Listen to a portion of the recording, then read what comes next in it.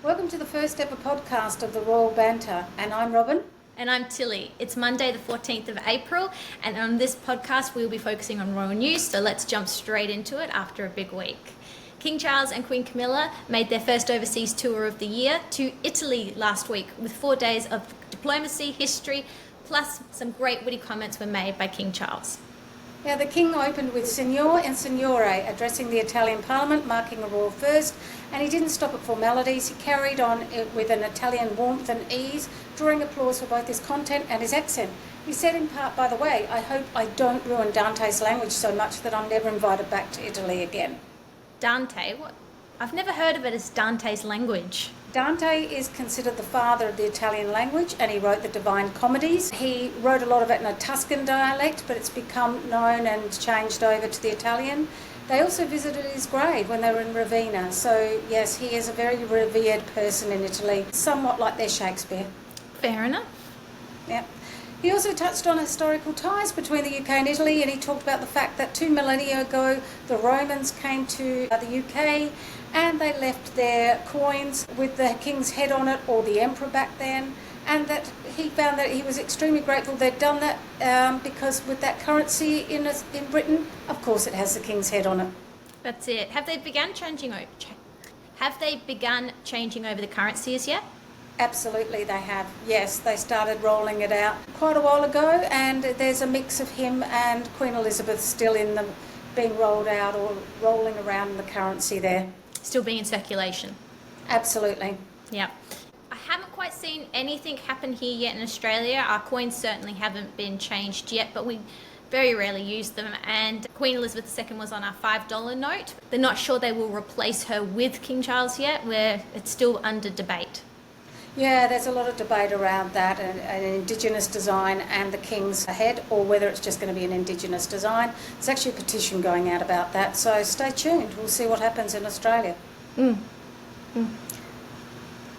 during that same speech, some member in the Parliament thought he'd finished, started clapping, yelling out, and he dryly remarked, I'm nearly finished. Very reminiscent of his late father. But at that same evening, Queen Camilla dazzled in a teal lace dress and turquoise and diamond necklace that once belonged to her late mother Rosalind Shand. We last saw Camilla wear this piece to a royal gala in Oslo in 2012, paired with a midnight velvet gown. The Queen's earrings were said to be part of the wedding demi-parure that King Charles gifted to his then fiancée just before their wedding, so I think this was a nice nod to their 20th wedding anniversary. So it was a wedding thing? Or? Parure. So parure means, or a demi-parure means that you get given maybe 1 or 2 pieces of a set. A parure itself means can sometimes be upwards of 4, 5, 6 pieces, such as a ring, a bracelet, a necklace, a tiara, earrings. A demi-parure may just be like Camilla has, the earrings and the necklace. Okay, I did not know that. I've never known that. Sorry, it's interesting I had to though. look up how to say it because I was not saying it right before. That's all right. Knowing you do your research, Tilly. You like your jewels. I'll try. If I have still pronounced it wrong, please be kind in the comments. Yeah, that's okay. I wasn't a fan of Camilla's dress. I think that the actual iridescence and the lace took away from the turquoise necklace. You can see the difference between these two outfits from when she wore it in Oslo and when she wore it in Rome. And I feel that the velvet gown that she wore was actually a better canvas for these jewels than the one she wore in Rome. Look, I think that it's not kind. I think this is a lady in her 70s. She's not there to be a fashion icon. She's there to support the king. She wears her dresses like a canvas, and she uses them to show off her jewellery. She's one of the few recently who's brought out a lot of stuff from the Royal Vault we haven't seen before.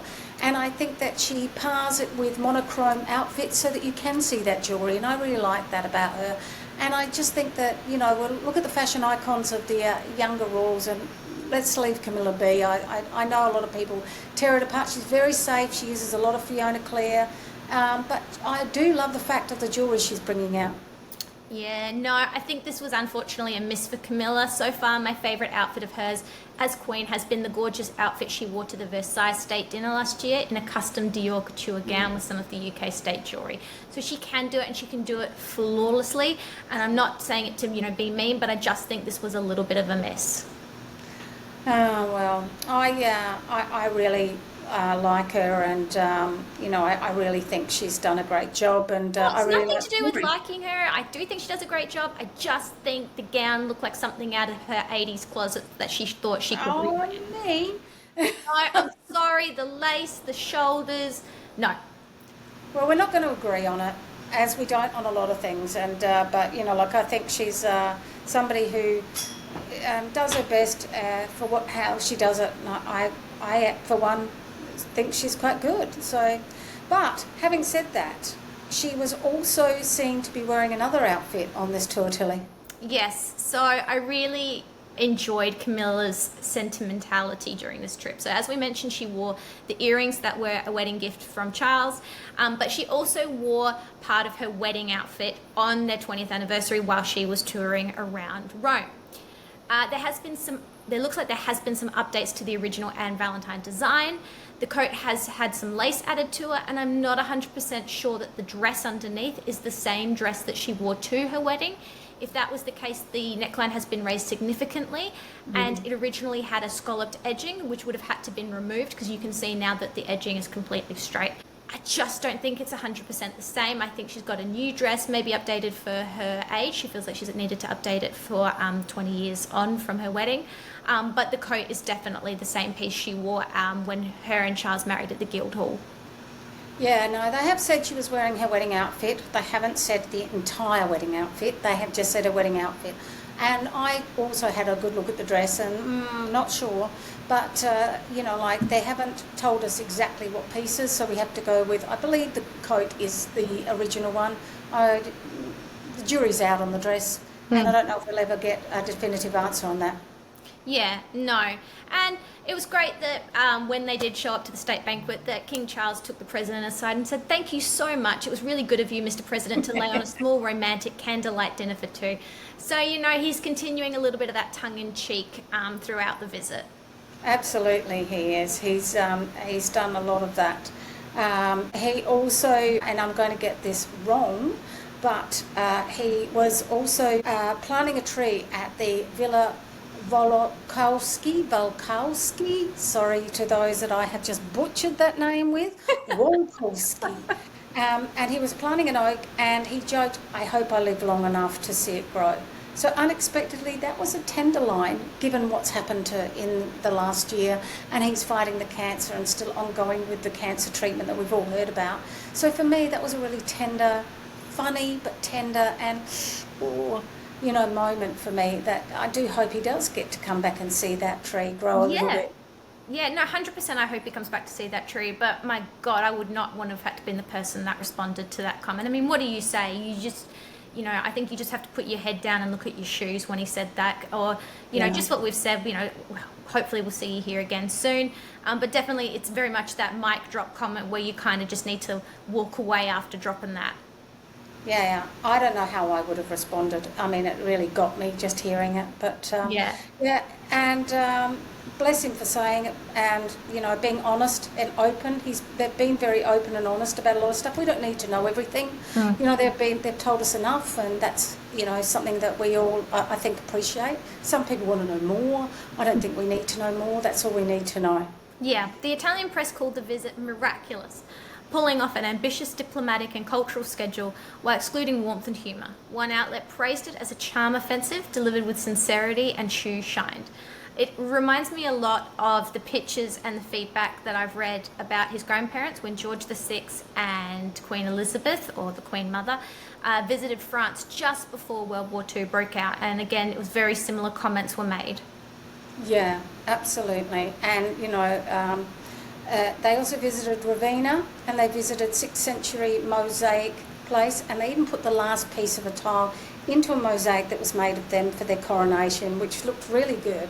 And again, like I said, they went to visit Dante. It's a place that was also where lots of bipartisans in Italy gathered and to celebrate the victory of the war and to come together to see him. And they were actually mobbed in Ravenna. It was masses of crowds. They all had pictures. They were all excited to see the King and Queen. Yeah, there's some great photo calls on this tour. I mean, my favourite's the one of them outside the Colosseum. They didn't close the Colosseum. There's tourists everywhere. There's those lovely gladiators in their costumes charging 20 euros for a photo, but there smack in the middle is Charles and Camilla, and I really think that's how they would have preferred it to happen rather than making a big fuss. They got in, got out, took the picture, and they moved on. Yeah, they also actually had a private audience with Pope Francis. That wasn't supposed to occur. It was taken off the schedule, and then at the last minute, photos came out that they had this private audience with the Pope. They did meet him in 2017. Those photos were shown, and then they did an updated photo after that. Yeah, you can see in the photo that both Charles and Camilla are in black, which we know is against protocol unless in actual direct mourning. But kings and queens who are Protestant, they will have to wear black in the presence of the Pope. Catholic queens specifically are allowed to wear white. I did not know that. It's interesting. I wonder what that's all about. Camilla called it very deeply meaningful. Yeah. Look, it was done in the scheme of the old school, I think very similar to, as I've mentioned, his grandparents and a tour that his mum and dad would have done. They did nothing politically that could have rocked the boat, especially with what's been happening in the news. They went in, they did really well, they charmed everyone, and then they've quietly left for a well-deserved break. Yeah. One Italian outlet actually said that they pulled off a miracle. So their tour has been hailed a massive success. They're king and queen of soft diplomacy. Don't be fooled, they were sent there as agents of diplomacy for the UK, and they did a magnificent job in what they did. Yeah. Another person who did a great job this week was Sophie, the Duchess of Edinburgh. She attended Sandhurst this week. She took part in the Sovereign's Parade, which is a march out from the Military Training Academy. She was in an outfit of repeats, and I think she looked absolutely gorgeous. Those diamond earrings definitely were a stunner.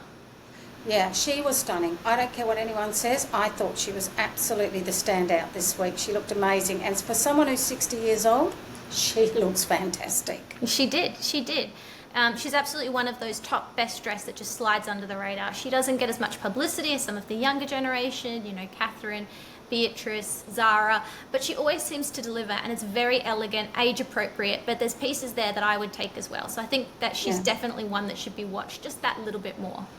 Yeah, and I think the press should take more notice of her because she does a lot of engagements, as does the Duke of Edinburgh. They do a lot. Yeah, no, they are that couple, very similar to Princess Anne, who, have been there just as long as the King and are workhorses. They bring a lot to charities. They bring heaps and heaps to charities. A lot of charities would not get seen if it wasn't for them. Yeah. Other exciting news for us magpies, the Victoria and Albert Museum, or the V&A in London, has started the Cartier exhibition. This will run until the 29th of October this year, and if you are in England or travelling to London, please go. I am desperate to see this exhibition myself. But unfortunately, I don't think we're going to make it in time. However, we've had great insider information from Alex Cial. Yes, absolutely. And you're going to do a more in-depth look at the jewels on display in a separate video? Yes. Correct? So we already know that there's jewels there from Princess Margaret's collection, from the Duke and Duchess of Windsor, from their Majesties and Princess Anne. So we will break that down using Alex's amazing footage that he got as part of a exclusive press audience last week, and we will share that on our YouTube page. So definitely stay tuned. Yeah, Alex is actually a UK correspondent for a number of outlets, and he's been very kind in sharing and collaborating with us on pieces that he has done for the V&A Museum. So watch out for more. Yes, absolutely. Cartier did do a world tour a couple of years ago, which included Catherine, Princess of Wales, her tiara that she wore on her wedding day, the Cartier scroll tiara. Unfortunately, it's not been included in this tour. Okay. But I would definitely still go over to see it. There's 350 objects that, go through from jewellery to timepieces to homewares. If you're there, do not miss it. Yeah, I don't think people are going to get a chance to see the same collection as it is again. So if you're around, make it a first stop for you. And we love a gift store. Please let us know what is in the gift store. We've been caught in many a store once upon a time. Tower of London. Yes. I haven't actually got anything on, which is funny enough. But maybe we will order something and do an unboxing video with some goodies that we find from the V&A. Yeah, and I heard that they had really great lighting on this jewellery, so it really sparkled. So that's something I think is going to be, I would love to see this exhibition. We're too far away, but we'd love to get anyone's comments. Yeah, I definitely think it will be the jewel in the crown for the summer exhibition season. Yeah, yeah. So, and then moving on, last week as well, we sadly marked the 4-year passing of the Duke of Edinburgh, Prince Philip. And it was sad again. It's been 4 years since he's gone, but it's always nice to remember the witty and the funny Duke of Edinburgh. That's it. I mean, people forget that he wasn't just this commoner that married into the royal family. He was a prince in his own right. He and his family were exiled from Greece, of course, but he was also a prince of Denmark. And I still believe that he would have been raised with the same etiquette, same history, the same mannerisms as anyone else who was a prince within their own right. And he was very much a good match for Princess Elizabeth in that it was a dynastic marriage. He came from a royal house, but she was definitely the instigator, I believe, in that marriage. Oh, yeah. Yeah, she definitely was. She was madly in love from the minute she saw him, and I don't think anyone's ever made any bones about that. But, somebody may say differently, but that's not what I've ever read. He was a very funny man. Yes. Yeah, I remember watching a interview, and I think it was Prince William and Prince Harry, and they both said that they love it when royal protocol goes wrong or an event goes wrong. And I think the Duke of Edinburgh was very much in that frame of mind, and that he wasn't just going to pander to the masses and sit there and take photograph after photograph after photograph. He was going to tell you that, 5 was enough. Get on, do it, move on. Absolutely. He was never an unworthy opponent for the UK firm, as we would call it. This man came in and he did shake it up. That's it. He tried to. He married his wife at 26, but then his mother-in-law lived until he was in his 80s. I know. Imagine that. It'd be a hard slog, I reckon. Living just down the road. Oh, sometimes probably. Everywhere you were. Yeah, probably sometimes even within the palaces themselves. Yeah. Go on holiday, there she is. Go up to Scotland, there she is. I think it would been very bloody hard. But, hats off to him. We loved his grumpy old man persona. He Absolutely. was a legend. I expect we'll hear more about him as the years go on. And I loved the portrayal of him in the Crown documentary. Well, not documentary, mockumentary, I should say. Mockumentary, yeah. I mean, he did amazing things too. And I think a lot of people have let that go under the radar. But he devised the Duke of Edinburgh Awards. He was really good at architecture. He was a very good painter, really good painter. He was the one who taught his children about climate change and about, making sure that the world was kept safe. It wasn't just something that Charles and Princess Anne thought of. Their father instilled that in them. And a lot of people don't give him the credit for that. And I think as time goes on, there will be a lot more to say about that. Yeah, 100%. And, he played a big role in World War II on the ships. He saw battle. This is not a man that shirked from his royal duty. He spent 70 years of his life in public service, and probably even more than that, to be honest. He is a character that we sadly miss today, but, we will always look on his memories with fondness. Absolutely, we will. It's just one of those people that he's probably one of my favourites in the royals. 100%. Yeah, I'll take that. All right, that's it for us today. We will be back next week with another episode. Don't forget, there's no posh vibes, just top tier banter. But comment, like, and subscribe to follow along with us. And also don't forget to follow our Instagram page at RoyalBanter.official.